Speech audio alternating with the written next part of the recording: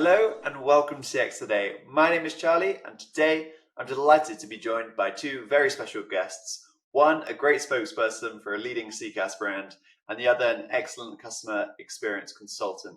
Yesterday, I'll be speaking to Nick Dallis, Senior Vice President of International and Strategic Sales at Five9, and Christopher Brooks, Head of Consulting at Lexden CX.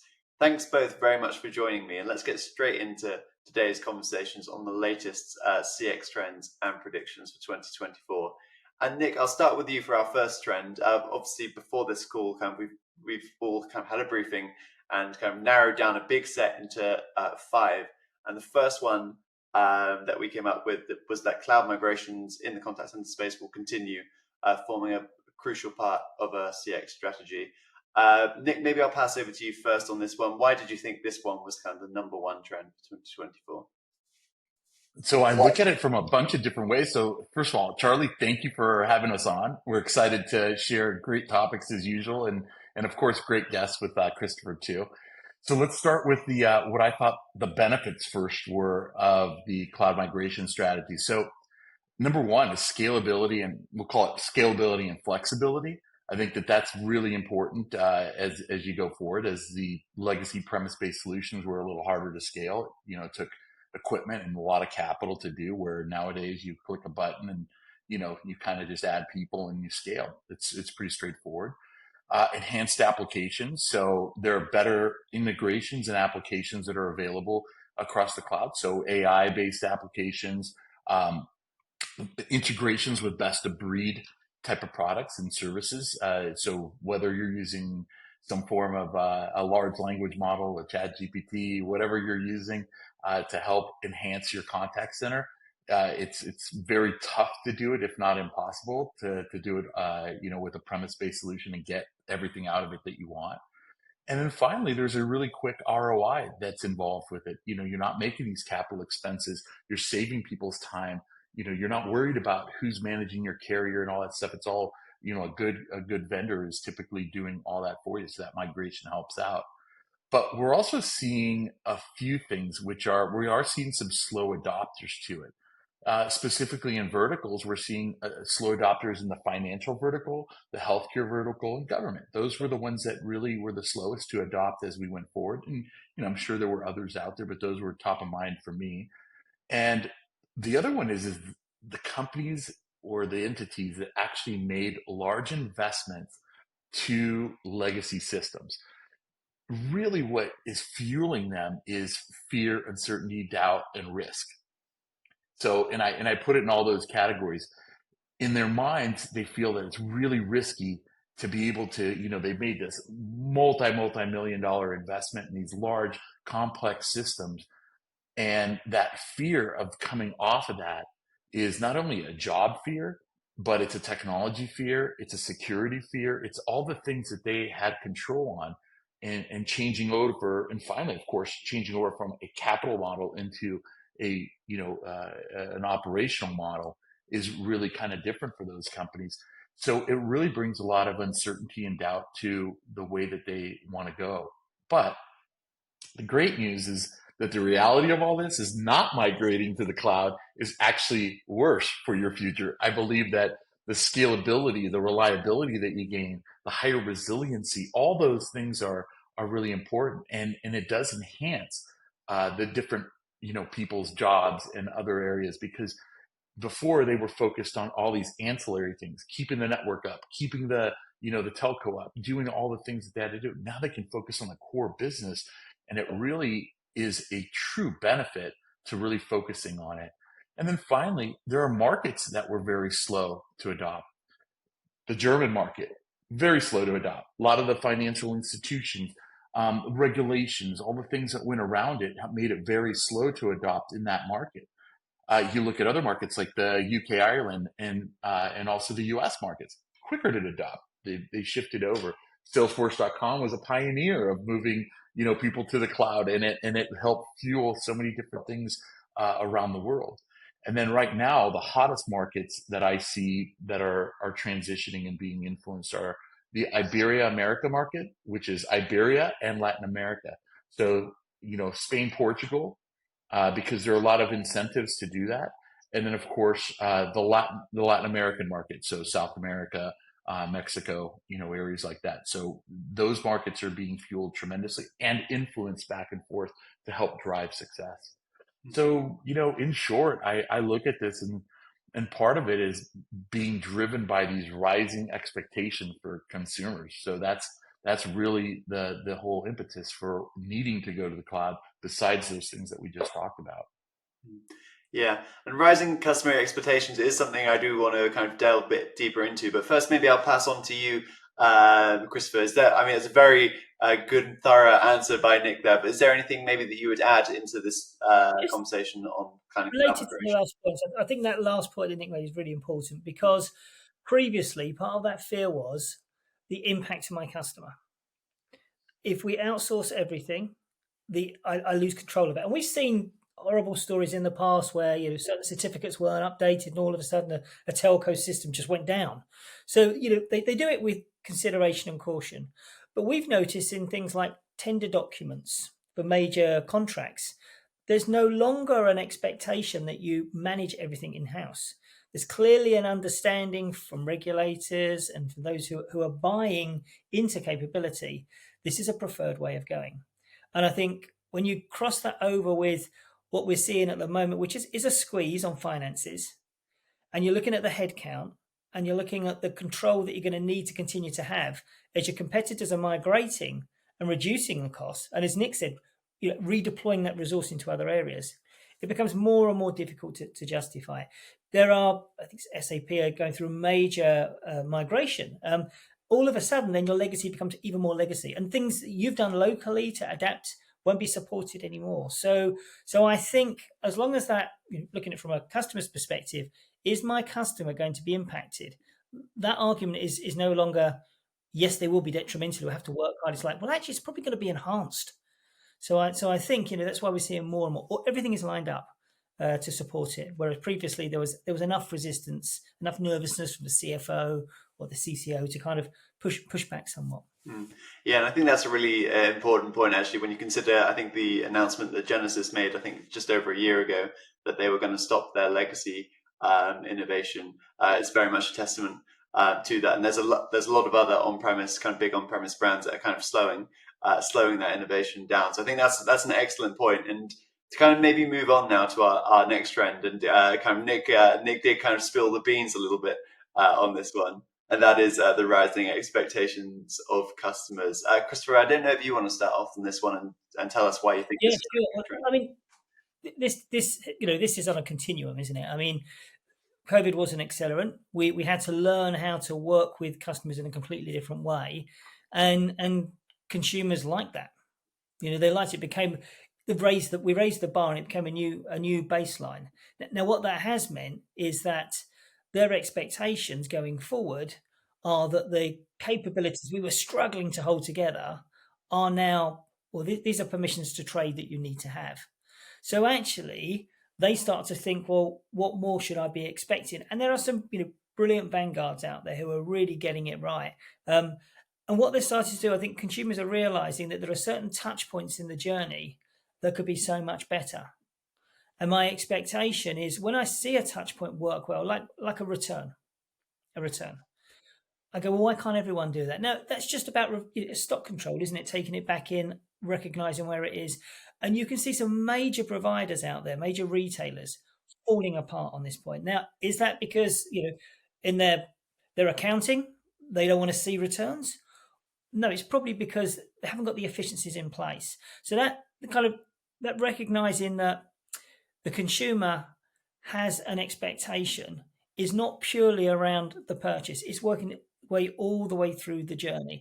And that's not just when they're an active customer as well. One of the things we've noticed really quite significant is customers don't believe they switch off. It's kind of like saying, there's that funny thing where you want to go use the lavatory in a restaurant and they say, well, you're not a customer. It's like, well, I've been here for the last 5 days. I've not just been here today. No, you can't. Well, customers are realizing this as well. I'm not buying from you at the moment, but I want to go back in and see what order I had 4 months ago because this thing doesn't seem to be, and I want the receipt. There's that expectation. You've got the capability, you've got the data. It should be at arm's length. And we have.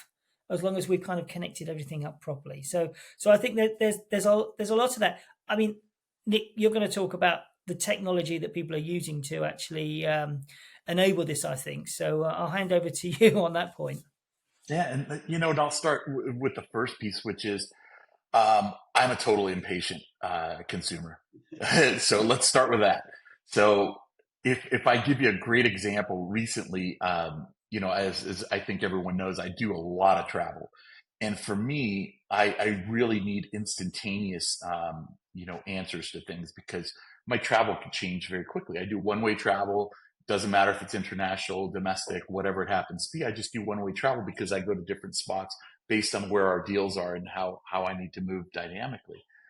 And it's interesting because one of my VPs that works for me uses a travel agent, and I actually don't even have my assistant do my travel for me. I do it myself because things change so quickly, and then we have time zones that we have to deal with too. So we had this conversation where we're like, well, okay, we need to be in Brazil on this day and Peru on this day, and then we need to fly back and we have to be in Vegas, and then we got to fly to Germany and we got to do, so we had this big travel thing, and it was interesting. I had the answers at a fingertip, right? So it was like tick, tick, tick, tick, boom, everything was real time. I'm like, okay, we're going to do this, this, this, this, this. And he had his call into his travel agent, and it took like a day to get back to him because it's complex travel. For me, that's totally unacceptable because I need to have, I need to work at the speed of business. And I think a lot of that is because mobile devices are more prevalent, high speed internet, the ability to have any channel I want at any time. So when I finish my travel, and sometimes it's only a couple days in advance, and being global services on United, they're phenomenal. If for some reason, a flight's too expensive and I have to use an upgrade to get into business class, within 72 hours, I put a phone call into the desk and say, hey, it's within the 72-hour period. Do you think you can maybe push me through the upgrade? So I use mobile application, then I jumped into the phone, then I came, full circle with a closed communication of an acceptance either via text or via email. And it uses a lot of that technology that goes behind it. But in addition, you have to look at AI with all this. As you start to get it, you start to think about that personalized experience that you really want. So that's like the next thing that's there. You have all this data at your fingertips. You have all this technology, any channel, anytime, anywhere, at a mobile device, at your computer, whatever you want. And really, the expectation has risen so much that not only are you expecting instant answers, but you want those answers personalized to you. And if you don't, remember, what's the penalty you get here? Bad communication. One bad transaction could lead to a lost customer for life. And if you look at that, a lot of it's being played by social media. So if I'm unhappy or if I'm happy, I go to social media. And if you look at some of the experiences that I've had recently, in my favorite airline, one of the flight attendants got kind of verbally attacked by her ground crew in front of all the business class customers. And, of course, being the guy that I am, I like to take action. So I got up, and I had a conversation with them. And the conversation with the ground crew was actually kind of funny because at first it was like, hi, I'm Nick. I'm a global services customer with you. And guess what? I saw that transaction, it's my fault. I didn't bring chocolate. I didn't sweeten the deal this time. So, I could see where tensions were really high today. But remember, you're representative of customer experience for your company. And people like me look at that and see a disconnection sometimes with that customer experience. And one of the things that happened is as we took off, the flight attendant mentioned to me that there was a channel that was going on that she was getting ridiculed and like attacked by the folks. And, normally I had a good relationship with her because I've flown with her a few times. And I use social media privately, not publicly, but I use social media to contact their customer service department and tell them that I wanted an executive to contact me again to discuss this because that was really poor service, and a bad experience by me would lead to a lot of people not wanting to travel with them. So that rise of expectations, you also have to think about that social media and the competitive landscape that's behind it. I have a lot of choices. I don't have to fly with them. In fact, that airline actually was not the number one airline in, for travel in the US. Believe it or not, they were like number 5 or number 6. I love them though. And it's because usually that experience is great. So as long as you have a great experience, and as long as you treat people well, and as long as you give a great personalized experience, I believe all this comes together to bring amazing customer loyalty. Yeah, absolutely. I think that was a really nice example as well in there. But I do want to pick up on that kind of last point that you made around personalization, as that is our third trend that we have today. Maybe I'll pass straight back over to you, Nick. What's your advice maybe for customer experience team for kind of really upping the personalization factor within customer journeys? So there's so many different ways. I do a lot of e-commerce stuff too because I'm on the road all the time. So sometimes I order something and go over. I want that experience to be about me. I don't want to see products and things that don't pertain to me. I want it to be easy to do business. And also I use the phone a lot. So for me, the phone is still king. As much as I use the mobile apps for travel and stuff, when I want to get something done that is important to me, such as an example, the cable company. So if I have an outage with my cable company, they know that I have an outage. So you don't need to ask me why I'm calling. I'm calling because I have an outage. So, and it's really interesting. I want that experience to be personalized for me.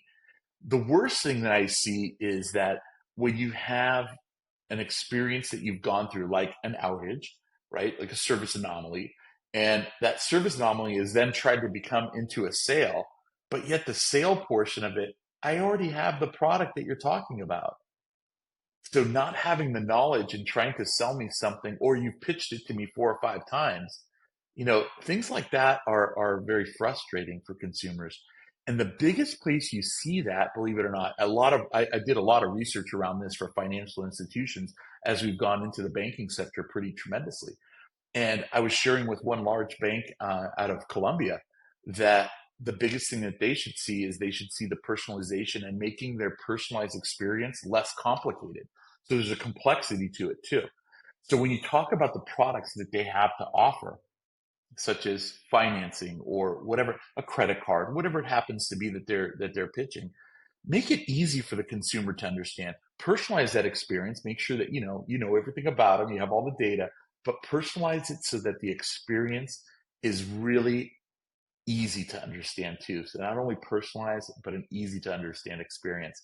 And all this has to do with, having data at your fingertips, the ability for AI to make product recommendations and suggestions, looking at trends of what you've purchased before, or are talking about before, or mining your conversations and making next best actions for the agents to be able to communicate no matter what channel they're in.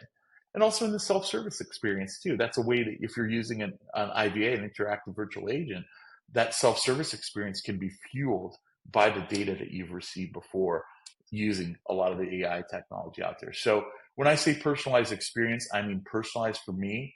I mean using all the data at your fingertips and making it easy to communicate with your consumer.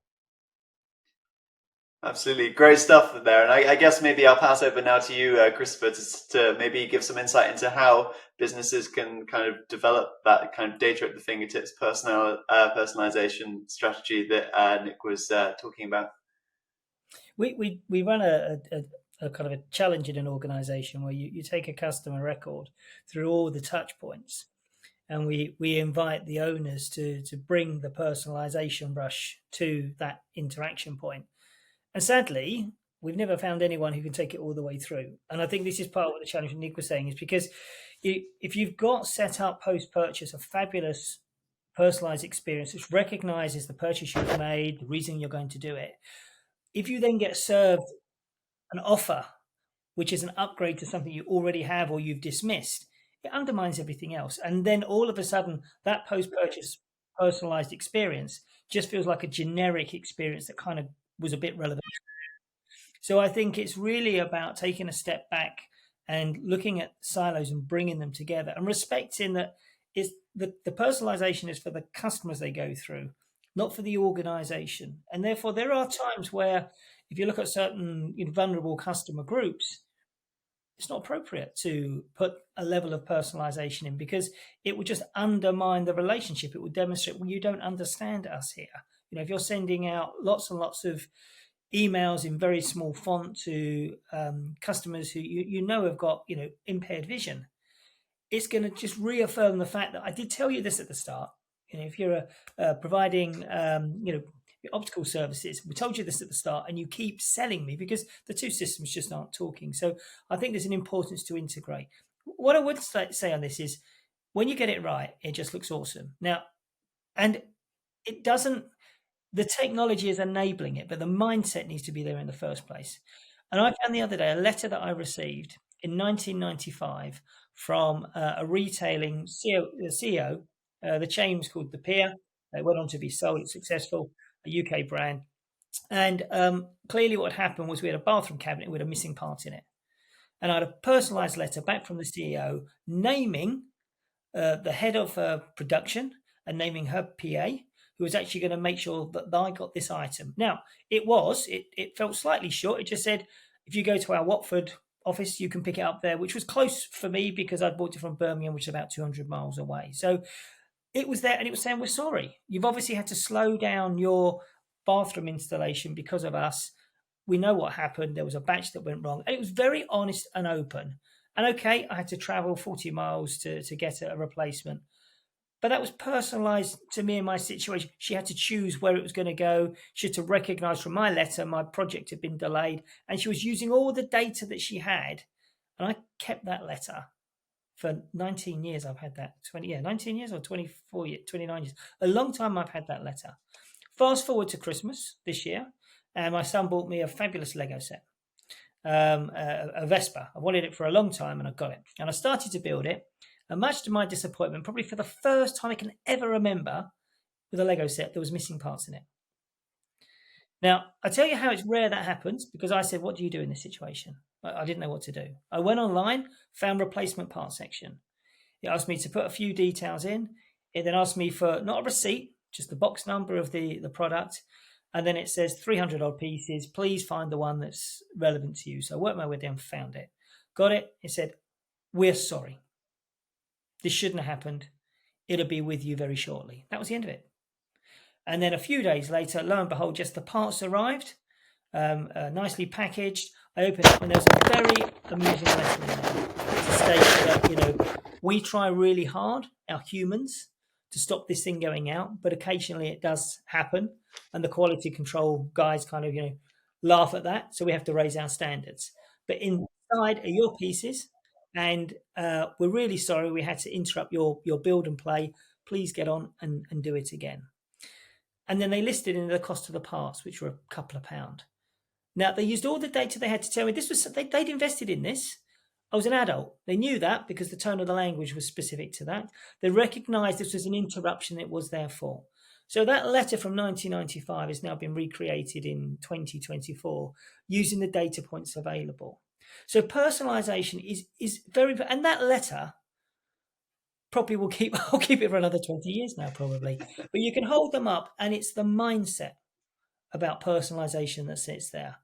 And there's nothing, unfortunately for them, I'm talking about Lego a lot because of it, which, I don't think was the implication. But when I talk about, post-purchase, it's the biggest area for customer experience failure, because we get past the sale and we kind of let it down. That was tremendous. And I do not know how many more sets of Lego I will buy as a consequence of that, but I can guarantee you it'll be higher than it was before. So, there's a great opportunity out there for us, and organizations just really need to think through every touch point and ensure that personalization is authentic and meaningful. You need to get through the essential, I needed to fix it. The expectation, well, Lego will fix it. Empathy, I'm the one who's not kind of had to build here. Then it's the essence. How can that brand do it in a way that no other brand can do it? So Lego can bring play into their language when they actually do it. So that, there's easy models for organizations to follow, not just the mechanics of personalization, but by virtue of the word of personalization, it should be really meaningful to that individual. Yeah, lots of really great stuff again there, Christopher. It really makes me think of a recent example on my end, where I live in Belgium. We speak Dutch and French are the two main languages here. And the amount of times I've told my accounting firm to send things in Dutch because I can't speak a word of French, and they still send me things in French, and it is infuriating. But that's something for I'll keep that one. Short and quickly because I do want to move on. And Actually, Charlie, if I can pile on one little thing on there, because you just hit a really interesting point too. You know, you're a pretty level-headed guy, and and you're like, yeah, it infuriated me, but there's another level of actions that are happening here too, which is especially post-pandemic, we've seen a rise in mental illness. There's a huge rise in it too. And part of what Christopher said was you have to train your people what great CX is. I paraphrased a little bit, Christopher, but you have to train your people what great CX is. You have to train them what is great. And part of the times is dealing with folks that maybe have a mental condition too. And a small thing is losing a piece of Lego could absolutely throw somebody into a really bad state. That's something that is super important that I feel that we have to think about here as you're personalizing the experience. And especially if you've had that person contact before, having a check mark where you understand that, hey, this may be a sensitive situation, and really personalize that experience for them from a mental aspect, from a product aspect, from a service aspect. There's so many different ones that you look at it. It really takes a totally different twist to it. But the reality is that has increased in the last few years. I have many friends that have gone through very significant situations, and I've said this a lot. As I live partly in Spain and partly in the U.S. as I'm traveling all over the place, the level of customer experience in Spain is not that great. But I do see one thing: there is a sensitivity to those who maybe have that challenge. And I will give a lot of credit to the Spanish people for understanding that. But that is something that you have to look at when it comes to personalization and to great customer experience, and really kind of closing that loop of communication positively for them. When you think about with Lego, they produce millions of pieces every year. They build their experiences around outcomes. So from my perspective, two pieces of Lego in a factory that's producing millions a day. And my perception was someone said, stop production. Christopher's not got his 2 pieces of Lego. Find it, send it. It felt like that. It's really, really important. And Charlie, any kind of any empathy with you there? Because I deal with French companies a lot of the time due to having a house in France. And I often am asked to send what I'm sending in French. Now, my system can translate everything into English when it comes in a foreign language, but a lot of the systems in organizations won't. So I have to rewrite it using an AI solution to send it through to them in a language that they're prepared to listen to and read from. So there's no empathy with the fact that I can't actually use the language they're using. Okay, it's a foreign language, but when we're talking about vulnerable customers, there's all sorts of other languages that are really important. So that worries me about organizations, that they're not prepared to actually consider how diverse their audiences are. Yeah. So if you're going to do that, you're not in a position where you can really truly start to personalize. You need to think about that first. I think it's the point you're making. You need to think about those diverse audience and their needs, and then you can start to think about how do you personalize for everyone, not just the easy group. Yeah, absolutely. I think lots of really great advice there, and I'm sure we could maybe even give a plug for some of the real-time translation tools that Five9 has. But we're going to speed along onto our next trend now, and that is proactive customer outreach. Christopher, I've seen you kind of give a presentation on proactivity before. That was really great. So maybe it's best to start with you on this one. Why do you think this will be such a big trend in 2024? Well, I think part of it is we start to stop seeing our contact centers as cost centers, and we start to see them as building relationships, becoming more strategic. And that's because we can't afford to react anymore. I mean, I have had one conversation with an organization this year, and they said, we wait till it breaks, and then when they're going to leave us, we fix it. Now, if I'd gone back 20 years ago, that would be the common conversation. Why would I fix it until they're going to leave? Whereas now we're starting to be able to see the issues that happen And we're able to step in and be more actively involved, but not just actively, coming to the point where we know something's going to go wrong because the data's shown us it does go wrong so many other times, and we can step in before it happens for a customer. And it might be something very obvious like a product recall, but we know there's going to be a problem. You could argue that's kind of mitigating risk, really, because it's going to be a problem for us later on. One of the reasons this never used to happen was because there was a myth that you needed to have you needed to have that friction in place, because if you had that friction, people would then recognize, oh, you're doing extra for me. But now, with the integration behind the scenes, it's impossible. You can't keep tripping up people. Work with Visa, and for many years, Visa made it very difficult online for you to make a transaction because they wanted to kind of remind you, Visa brand is here in the middle. We're here. And it was a long time before they kind of realized this is actually working against you. It's not working for you. So you need to step out of the way and let the customer experience be as easy as possible. And that does mean stepping forward and being more proactive. And as I say, with so many data points available to you, it's just not acceptable to say that we just don't know what the future is going to look like. We do know what the imminent future is going to look like for the customer.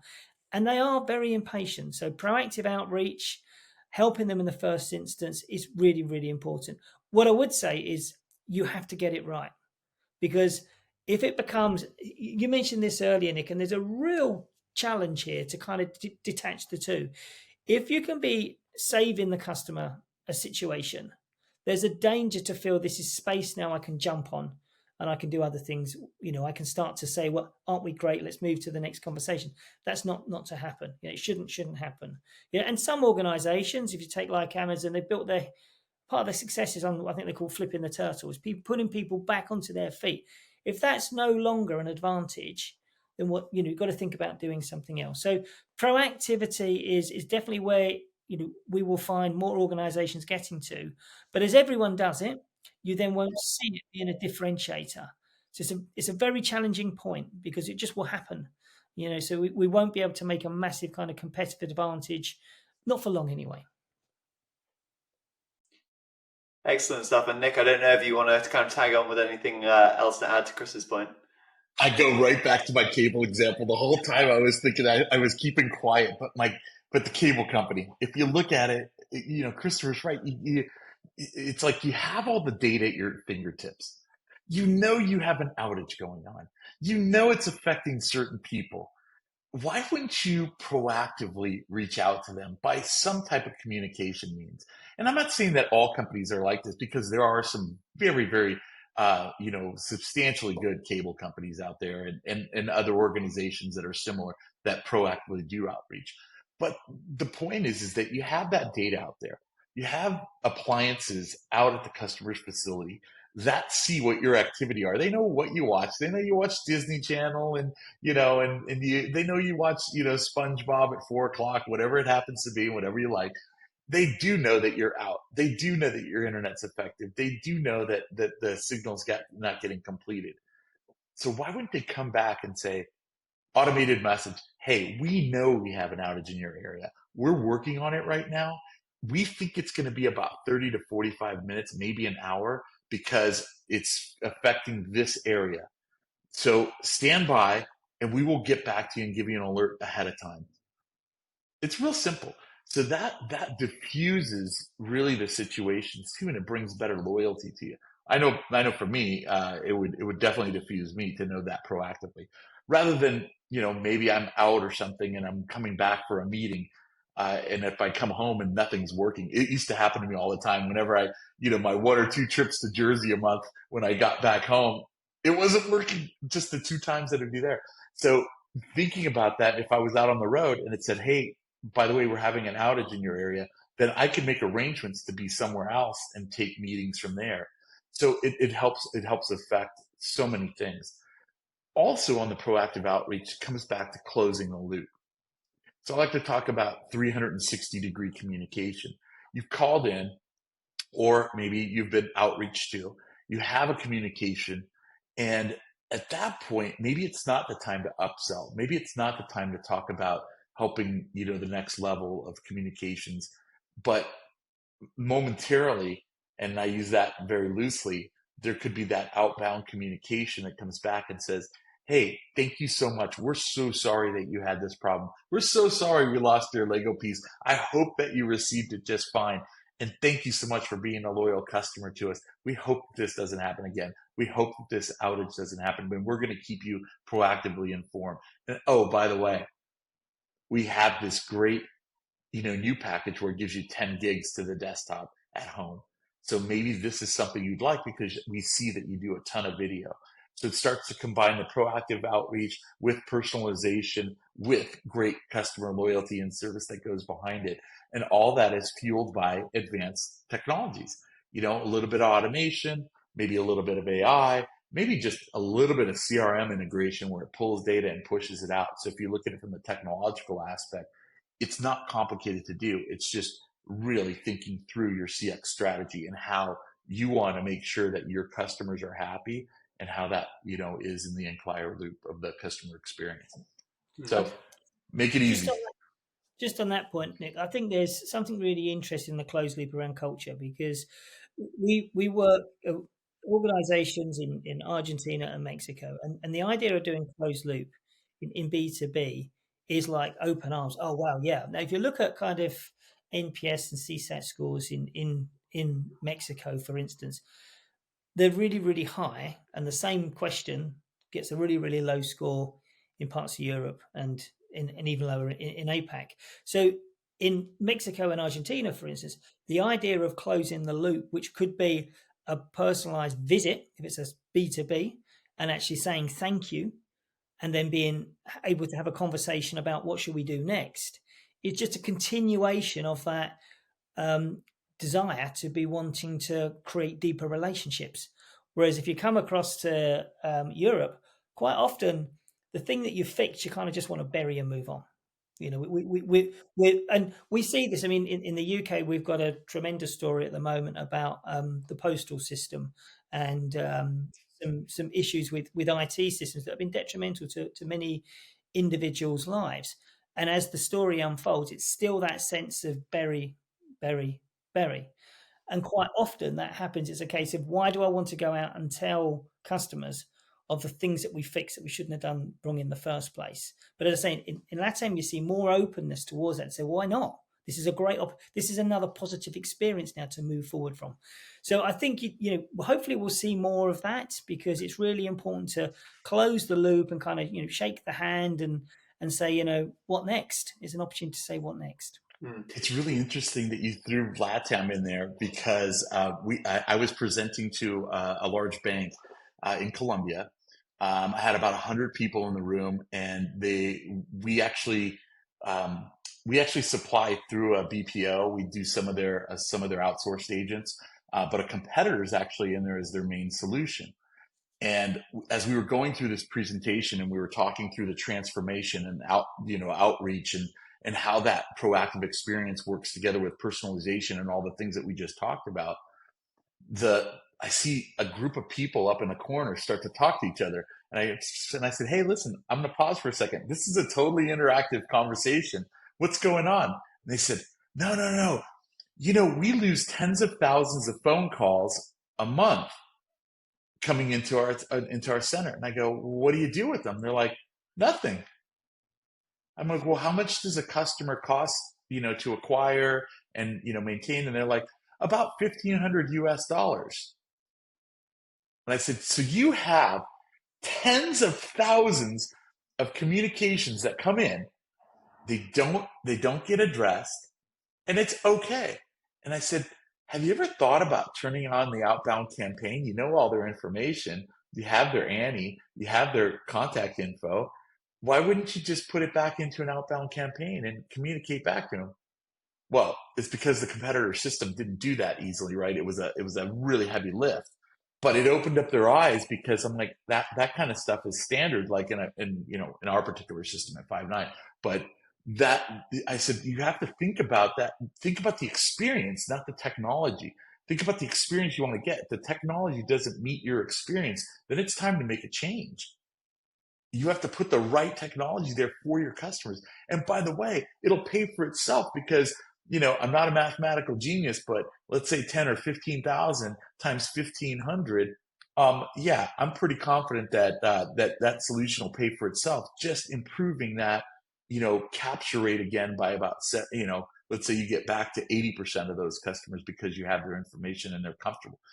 That to me is a no-brainer, and that's why it's so important, because that builds up the loyalty, and it's just the right thing to do. You don't just leave people hanging. But the Latin Americans, actually the Colombians in this particular bank, went and jumped on it immediately, talked to their BPO, started working on it internally, and tried to implement that solution immediately.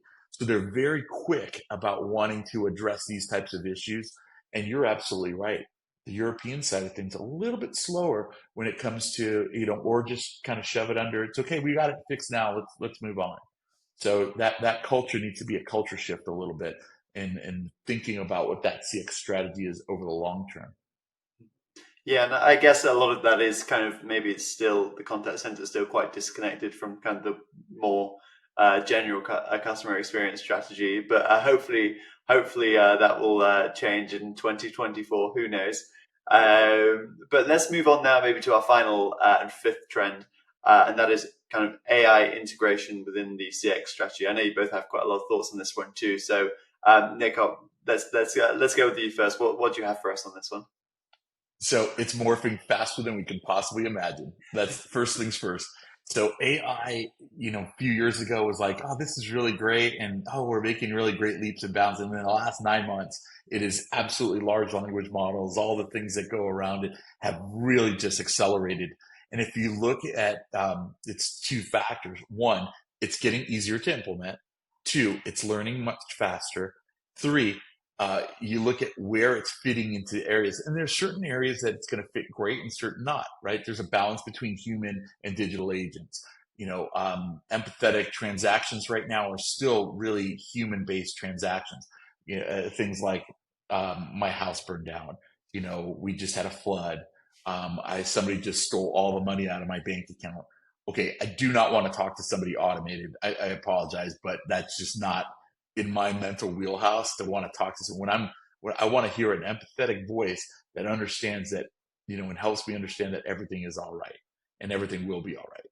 And so there is that balance, but we are seeing that the adoption of AI, integration with the CRM, integration with other systems, ERP systems, and other areas of the business, giving proactive analytics, helping the business make automated decisions where it frees up the time and you could focus on the core as opposed to focusing on the mundane tasks. That is all where I'm seeing, and that's why I think this is one of the hottest trends right now, for 2024 amongst all the other four that we mentioned. So I don't know. What do you think, Christopher? Yeah, I mean, I think there's a rush, isn't there? I think what I'm spotting, and I'm sure you both came across this, DHL were in the news recently for, their language model obviously has slightly more vocabulary than they realise, but there's this kind of plug-in and it can go live. And I think integrating it into the CX strategy, there's so much opportunity, but test and learn.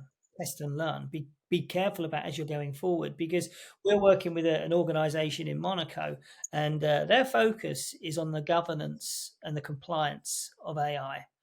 And their expectation is that in the future, there will be some massive cases to kind of come because people didn't put the right rigor in place. You've got to have the capability to do it. And this probably comes full circle back to our first point. If you try and do it yourself and kind of who's going to do it, well, it's a great topic. We'll do it in-house. What you need to do is outsource it. You need to find a specialist because, as you said, Nick, it's running so fast. And an organization will use its entire workforce just to keep up with it. And then they will run out of steam. You need to work with external experts, specialists. Nick, you were talking earlier about having the capability, having the systems. It's all there. It's what you do. Find partners who can help you and grow with it rather than plug it in and go, we're done. Because otherwise, and it can look, I spoke to a chap the other day and he was saying that he phoned up to book, he had a skiing lesson booked for his daughter. And they phoned back and said, I'm sorry, but there's only a couple of people. the system has told me, the AI system's told me that it's not commercially viable for us to run a group. And he went, well, I've got a young daughter who wants to go skiing. Yeah, but the system's it's just not commercially viable. So I'm calling up to call the 2 or 3 people. So he then got hold of the instructor from the day before and said, would you do a private lesson? I said, yeah, okay. So, the AI is actually driving business away. So what damage is that doing? So I think the governance is really, really important. I think we're going to need to be a lot more authentic. We're going to have to let consumers in to see how we're allowing these decisions to be made. And there's going to be some great practice that goes on, but you probably won't hear about it because it's just great and it just makes everything oils beautifully. Resource redeployed to focus on, as you say, it kind of in the claims process. There's lots of points where AI will be brilliant at working out, such as the sequence of events that need to happen or the level of protection that people need. But in other parts, that first call, which is we've had a fire, it's the last point you kind of want to have it in place. So I think it's very, very careful progression. It's a fast, rapid, but actually we need to put some reins on it and make sure we move forward with confidence. This is right for our business. This is right for our customers. It's, people will believe us here. I did hear, I remember last year, maybe, or the year before, John Lewis talking about this and kind of saying, was it right for John Lewis? That was the first consideration. Would AI be, and I think the answer is yes, internally. Would we present it to the customer? We'll have to look into that. There wasn't a sudden leap into that space. So, yeah, I think conservatively move forward, which is challenging because lots of people are throwing it in very fast. We're going to do a lot of rapid learning as we go through. So you need to work with a partner who's got the capacity, who's got the capabilities to actually learn for you as well, I think. Yeah, again, lots of really good stuff there. What I will say, it was a DPD, not DHL, in case we get sued. Thank you, for that one. But yeah, that was a really remarkable case of the chatbot swearing kind of during a customer conversation and writing a poem of how useless it was. So yeah, core conservative route forward, as you say, Christopher's.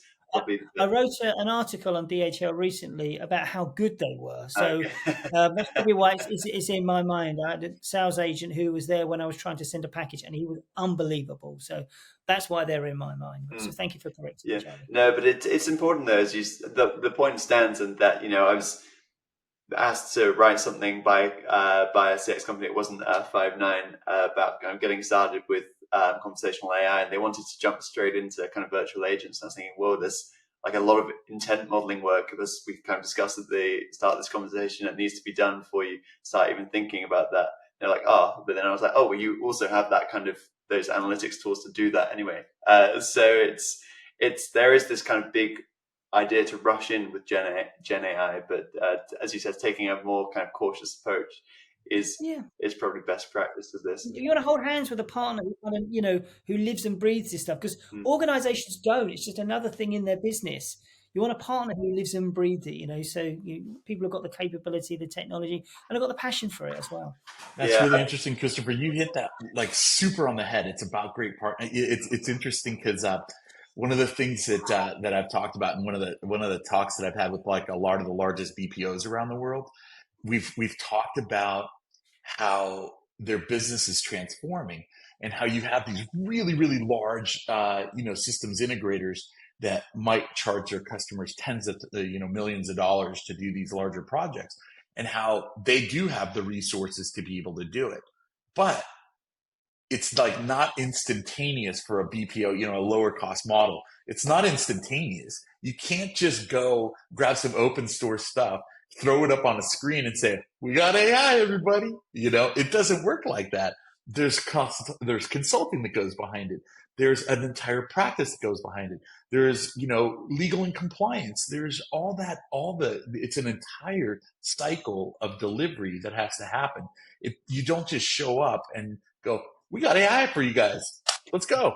It is a cycle of things. And I believe that you hit it right on the head, which is you got to find the right partner to do it. You got to find the right consulting firm, the right integrator, the right, whatever it happens to be, the right deployment, arm. And it's a continuous process. Okay, great. Large language models, they learn, great. That's fantastic. but governance. You gotta hear what they're doing. You gotta make sure you spot check things, especially over the long term. And I believe that's going to be the next level of tools that are really looked at is how do you spot check it? How do you make sure that all this is working really well? How do you know your integrator did a great job? It's really taken it to that level. So it is a lot more engaged than just I'm going to go buy some open source, throw it up on the screen, integrate it with my CRM, and call it a day. It doesn't happen like that. I mean, this is why you need experts in that space to work with you to understand, all the challenges that are involved. Yeah, absolutely. I believe you know somebody, one or two people, right? For anybody who wants to an expert AI contact center AI company and consulting firm, I will leave links to Five9 and Lexden in the description box. And I think maybe that's a great place to end today's conversation. Very kind of comprehensive discussion, but 5 really important trends discussed. So thanks both for joining me today. No, great discussion. Really enjoyed it. Thank you for having us. Great one, Christopher. Thank you. Excellent. And thanks also to everybody for watching. Bye for now.